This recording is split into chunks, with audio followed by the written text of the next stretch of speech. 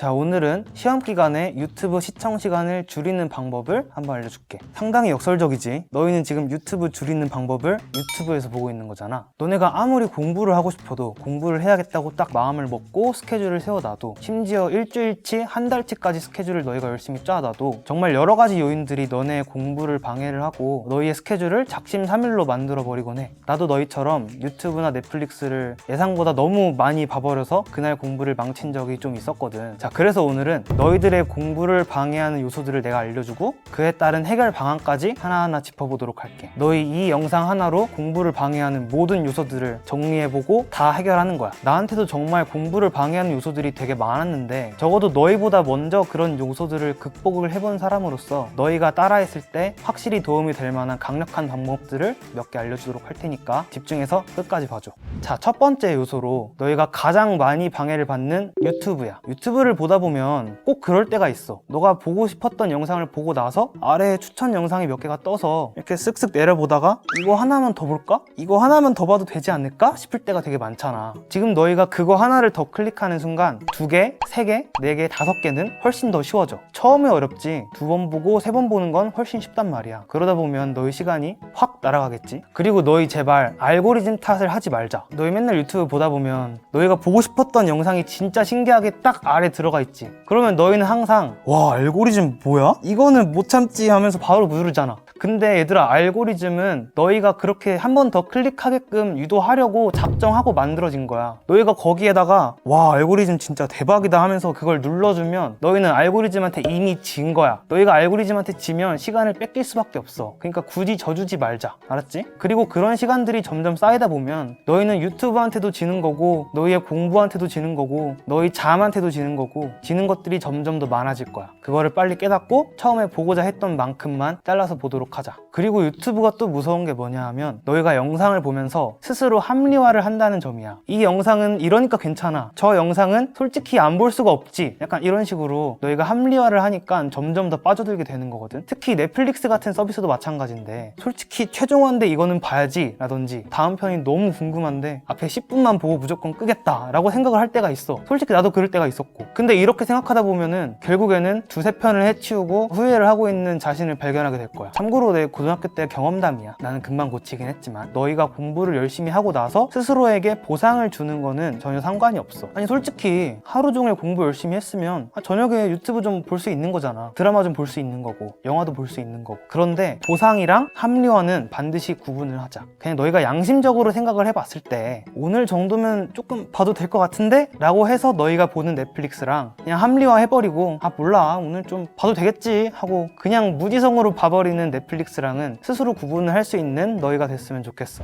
나는 솔직히 영화를 보거나 드라마를 보거나 유튜브 클립들을 보는 이런 문화생활 같은 거 굉장히 권장을 하는 편이거든. 오히려 이게 동기부여가 될 수도 있고, 공부하다가 머리 식히기에도 좋고, 또 너희가 관련된 분야에 관심이 있어서 열심히 찾아보는 걸 수도 있으니까. 그리고 예술적이라 느끼는 것들에서만 느낄 수 있는 감정들도 있는 거고, 유튜브에서 얻을 수 있는 수많은 정보들이 있다 보니까 오히려 너희에게 도움이 많이 되기도 해. 특히 관심 분야에 대해서 유튜브에서 찾아보고 스스로 자료도 수집해보고 간접 경험들을 많이 쌓는 거는 당연히 너희가 칭찬받아서 마땅하다고 생각해. 그게 꼭 공부와 관련된 것이 아니더라도, 사실 학교에서 하는 공부만 공부는 아니잖아. 하다못해 너희가 게임 관련 유튜브를 보거나 뷰티 관련 유튜브를 보거나 노래를 잘 부르고 싶어서 노래 관련 유튜브를 보더라도 거기에 과하게 시간을 쏟는 것만 아니라면, 솔직히 노래 기왕 부를 거 잘 부르면 좋은 거고, 화장이나 게임도 마찬가지겠지. 기왕 하는 거 잘하면 좋은 거니까 거기에 시간을 쓴다고 욕할 수는 없다고 생각해. 대신에 중요한 건 당연히 학업에 무리가 가지 않는 선에서 선을 너희가 잘 지켜야겠지. 자, 그리고 두 번째, 휴대폰이야. 휴대폰 때문에 방해를 받는 친구들이 아마 정말 많을 거야. 나도 휴대폰을 보느라 시간을 많이 뺏기기도 했었고. 그럼 어떻게 하면은 자제를 할 수 있을까? 스스로 자제가 어렵다면 여러 가지 도움을 받는 것도 좋아. 요즘에는 특히 휴대폰 잠금 어플 같은 게 대표적인데, 나는 개인적으로 스스로 건 제한을 스스로 풀 수 있다는 점에서 이것마저도 성공 확률이 그닥 높다고 생각하진 않아. 주변에서도 그런 사례를 되게 많이 봤고. 어플은 너희가 제한을 풀려고 노력하는 순간 유명무실해지는 거고, 패턴은 다시 예전으로 돌아가는 거지. 그래서 어플보다는 친구, 선생님 혹은 부모님께 맡기는 편이 조금 더 좋은 것 같아. 물론 전제는 너희가 스스로 통제하는 것을 실패했을 경우야. 당연히 스스로 자제력을 키우는 것이 가장 좋은 방법이기 때문에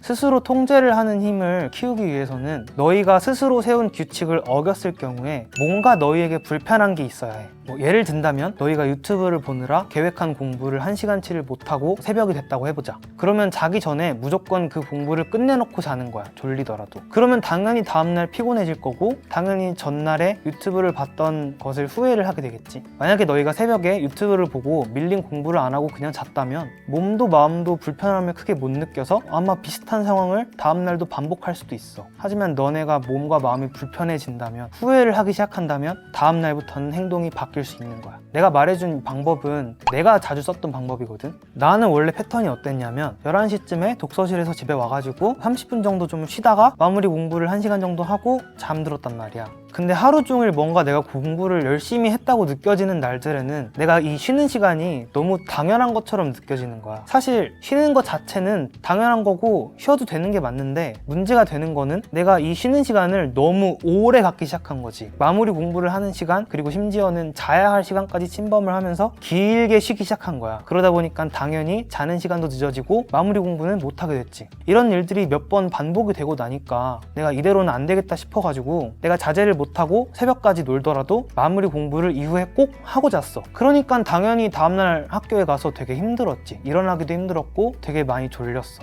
그러다 보니까 내가 전날에 너무 오래 놀았던 게 후회가 되기 시작하더라고. 몸과 마음이 좀 지치고 힘들어지니까, 그리고 패턴이 깨지는 게 느껴지다 보니까 후회를 많이 체감을 하게 된 것 같아. 그 이후부터는 내가 밤에 늦게까지 놀면서 안 자던 거를 자제를 하게 되더라고. 자, 그리고 세 번째, SNS야. SNS가 사실 안 할 필요도 없고 요즘엔 하는 게 오히려 친구들이랑 잘 지내기 훨씬 좋은 것 같아. 너희 솔직히 어머니들이 너희한테 SNS 좀 그만해 라고 말씀을 하시면 솔직히 공감도 잘 안 되고 약간 청개구리처럼 더 하고 싶잖아. 그래서 학창시절에 SNS를 열심히 썼고 지금도 열심히 쓰고 있는 입장에서 어떻게 하면은 좋을지 내가 한번 너희한테 얘기를 해줄게. 솔직히 카카오톡이나 인스타그램이나 페이스북 없이 살기가 쉽지 않잖아. 하지만 난 너희가 경계를 할 필요는 있다고 생각을 해. 너희가 휴대폰 사용량을 들어가 보면 알겠지만 너희는 생각보다 훨씬 긴 시간을 SNS에 할애하고 있거든. 정말 솔직히 말해서 너희가 특별히 신경 쓰고 있는 친구 관계가 아닌 이상은 너희가 솔직히 10분 안에 대답을 해야 할 필요는 없지 않을까. 특히 칼답은 더더욱 그렇고,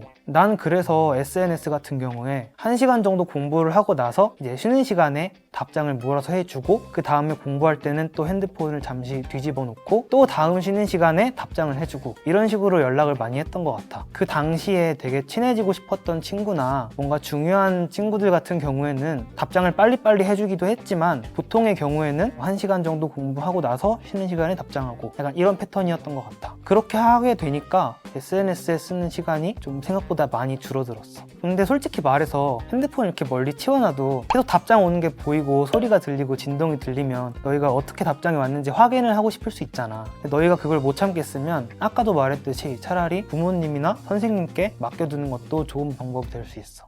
그리고 네 번째, 바로 잠이야. 아마 졸음 때문에 공부에 방해를 받는 친구들이 되게 많을 거야. 잠이 오는 경우는 이제 크게 두 가지가 있지. 첫 번째는 아침에 잠이 안 깨는 경우, 그리고 두 번째는 낮에 공부를 하다가 시도 때도 없이 졸린 경우. 이렇게 두 가지가 있을 것 같은데 내가 하나하나 설명해 줄게. 첫 번째, 아침에 잠이 너무 많은 경우. 사실 아침에 잠이 많이 오는 경우는 전날 저녁잠이 부족했던 거야. 최소 6시간 정도를 잠을 못 자고 한 서너 시간에서 5시간 정도를 잤기 때문에 그렇게 되는 거겠지? 그래서 너희가 아침에 잠을 잘 깨기 위해서는 전날 수면 패턴 관리가 굉장히 중요하다고 생각해. 그리고 이걸 방해받는 가장 빈번한 상황이 뭐냐면, 저녁에 한 12시에서 1시 사이에 자려고 눕기는 했는데 이어폰 끼고 뭔가 핸드폰을 계속 막 하다가 유튜브를 보다가 이것도 보고 싶고 저것도 보고 싶고 그래가지고 시간이 늦어지거나 뭐 게임을 하거나 아니면 음악을 듣다가 새벽 3시, 4시에 자는 경우가 되겠지. 나도 이런 경우 정말 많았었는데 이런 경우가 수면 관리의 최악이라고 볼 수 있는 것 같아. 그러니까 너희가 아침에 잠을 잘 깨고 싶으면 전날 새벽에 어떻게 살았는지 꼭 점검을 해봐. 자, 그리고 두 번째,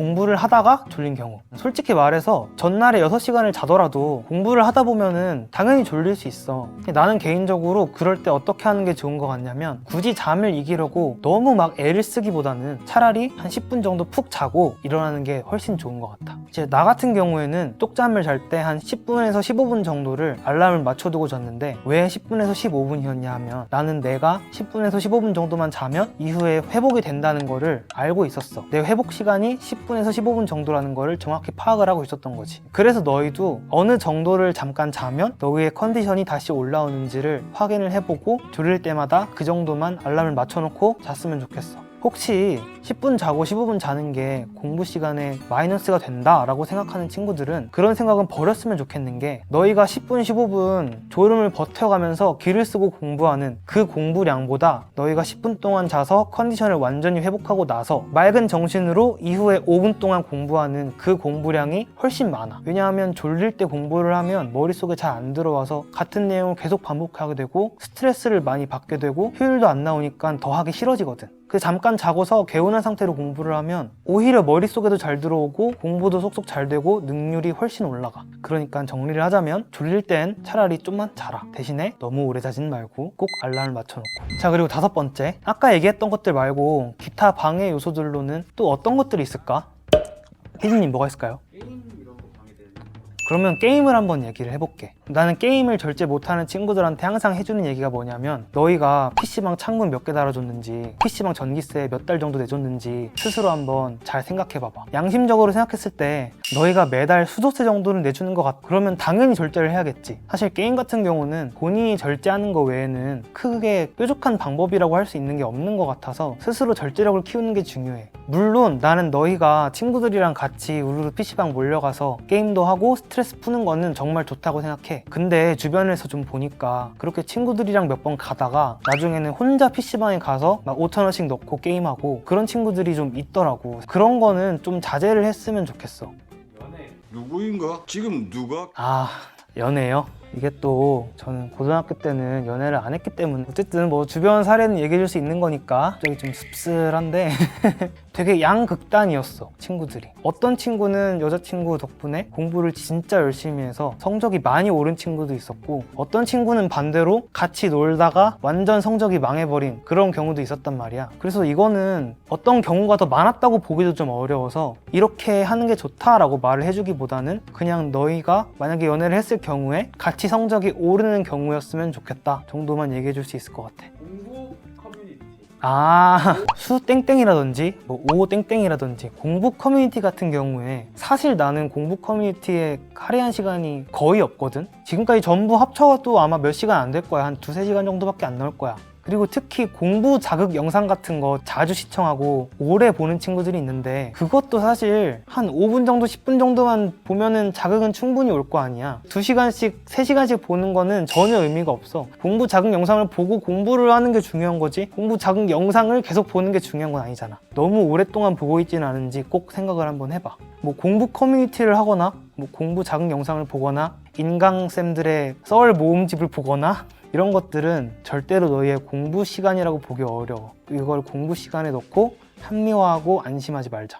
자, 오늘은 이렇게 해서 너희가 공부할 때 방해를 하는 여러 가지 요소들에 대해서 한번 다뤄봤는데 너희가 공부에 방해를 받는다는 얘기는 그만큼 시간 관리가 문제가 있다는 뜻인 거잖아. 나는 그런 거 같아.